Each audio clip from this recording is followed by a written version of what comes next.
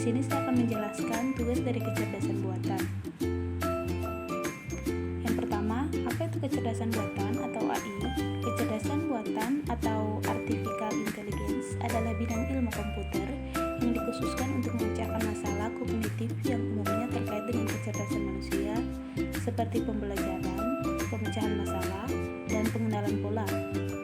Kecerdasan buatan sering disingkat sebagai AI mungkin berkonotasi dengan robotika atau adegan futuristik.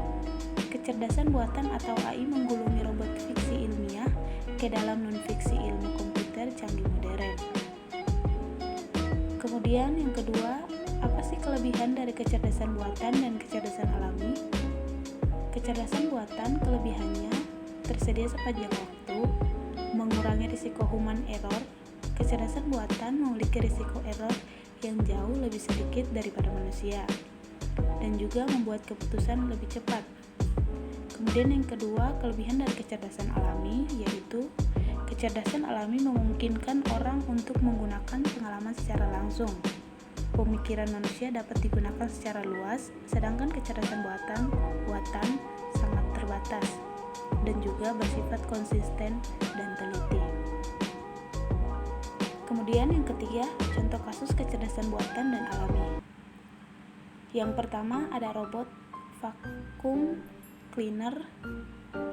Robot vacuum cleaner menjadi bukti kecerdasan buatan turut membantu pekerjaan rumah manusia.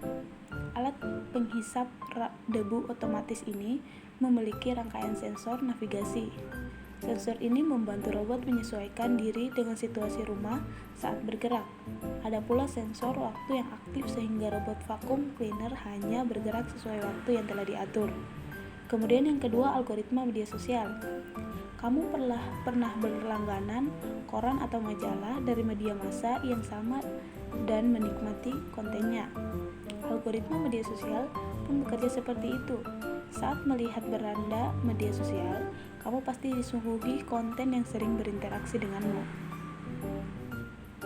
Kemudian yang ketiga yaitu perbankan online. Artificial Intelligence diterapkan pula dalam sistem perbankan, khususnya yang sudah mendukung m-banking, fitur kode QR dalam aplikasi perbankan langsung, memindai berkode rekening tujuan secara tepat saat transfer uang. Pop-up message yang muncul untuk konfirmasi transaksi pun merupakan contoh kecerdasan buatan. Kemudian yang keempat yaitu website marketplace. Kecerdasan buatan dalam website marketplace terlihat saat hasil pencarian produknya sesuai kebutuhan.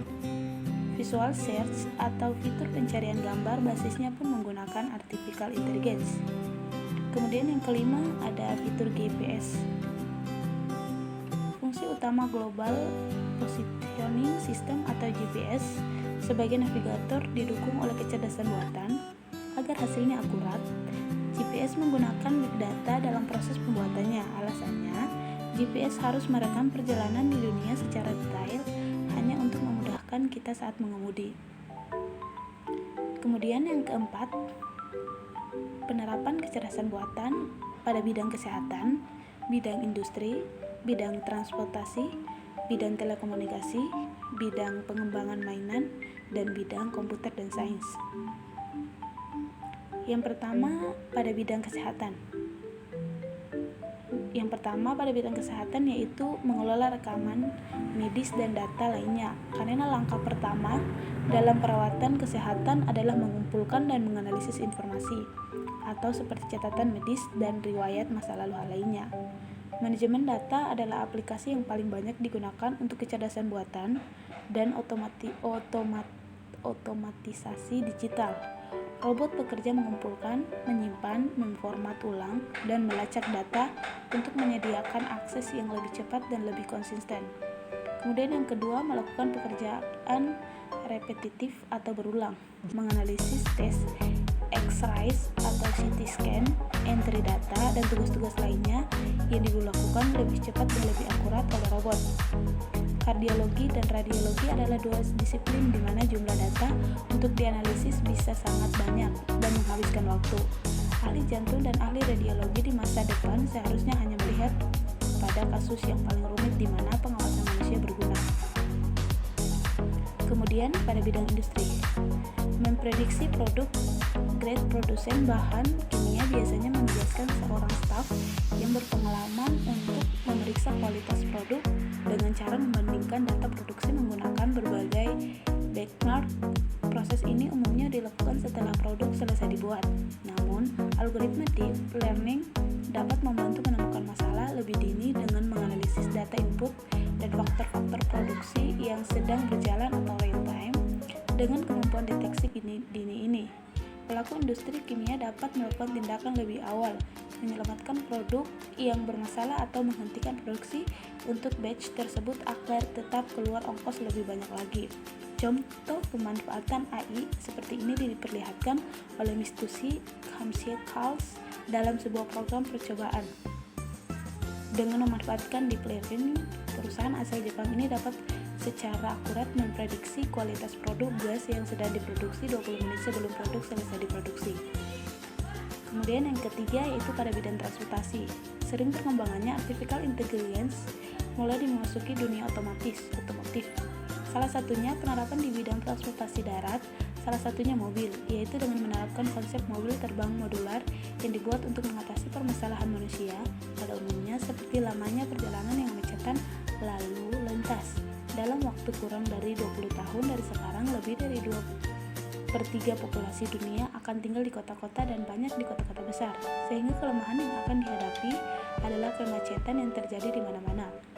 Konsep mobil terbang modular akan menjawab permasalahan tersebut dalam menerapkan konsep mobilitas baru multimoda, menggabungkan darat dengan udara yang memungkinkan penumpang mulus dan lebih cepat perjalanan dari A ke B menggunakan langit-langit kota.